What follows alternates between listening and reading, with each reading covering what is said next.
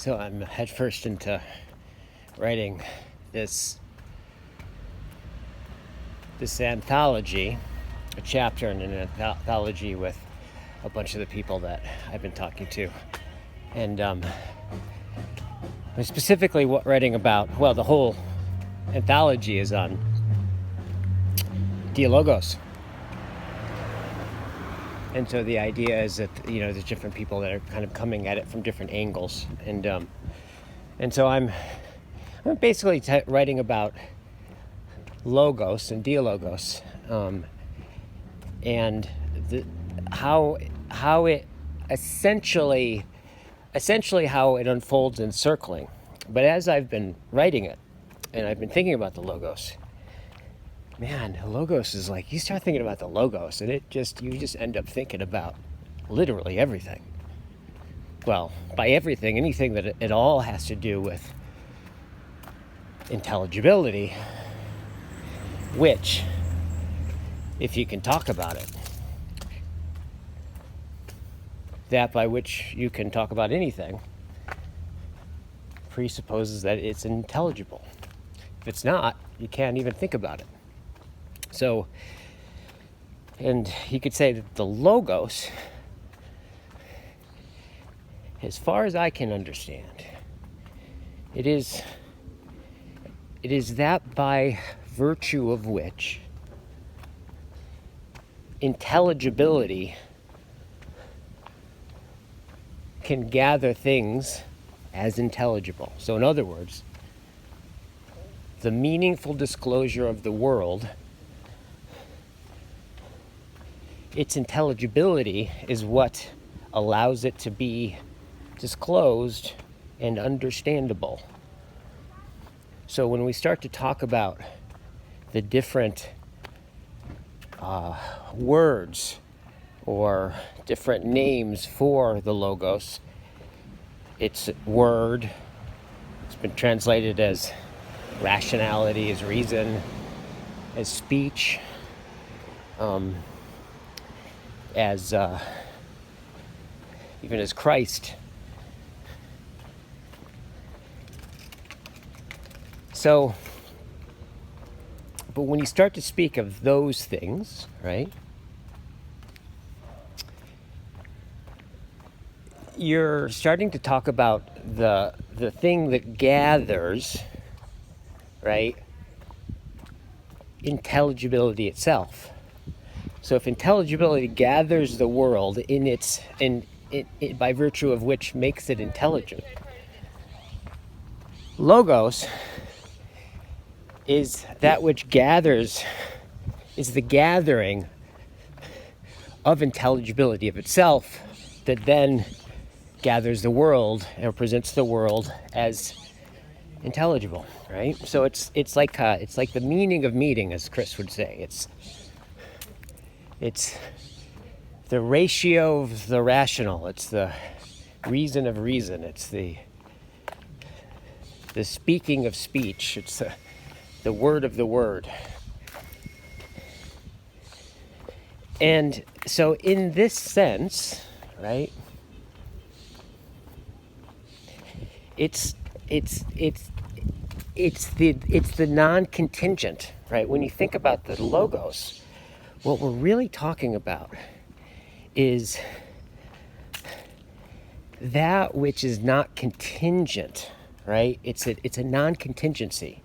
And to get that sense of it, like when you really start to think about that, man, it's stunning to what degree we are swimming within, I would say, the product of the logos, right? We're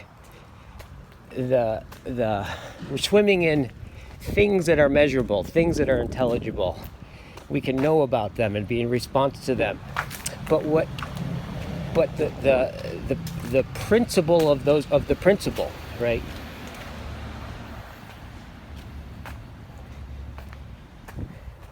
The principle of the principle, right? That which is the sustaining source and the continuing, ever generative non-abiding abiding, upon which gathering, upon which that which gathers, right? I would say that that's where we are deaf. We do not hear the logos anymore. And, I think this is what Heidegger, the thought that Heidegger thunk, which is just astounding, right? Seems like almost a thought that one should not be able to think, right? Is this sense of the history of being, the being of being, right? Has been that by which is the forgetfulness of being itself that we're swimming in.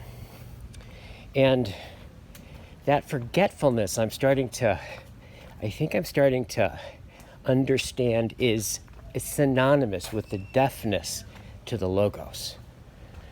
And this is what Heraclitus would say is, you listen, in a certain sense, you listen to the logos, but you do, I'm sorry, no, not that. You hear the logos, but you do not listen to it. Listening, right? And I think could say that in writing of the logos, in dialogos, and seeing through logos, dia through logos,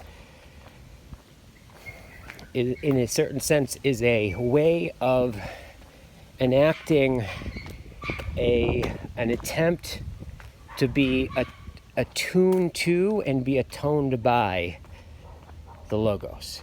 However, to do that, to start from where we are, I think is to begin to hear that we are not listening. Until you get that you're not listening, until one gets one is not listening is impossible. But the moment one understands that they aren't listening, they can hear that they're not hearing, is the same moment that listening has just begun. And I think that that's essentially what dialogos is in response to, and essentially the sense of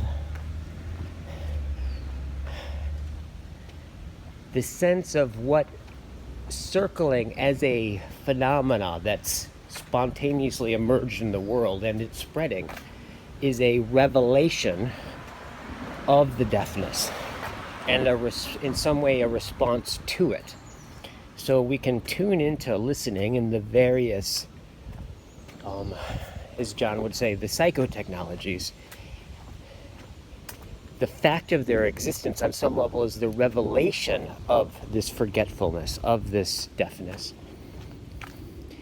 And if we can listen to it, we can maybe hear in those things the gathering of that by virtue of which we can begin to hear that we're not listening.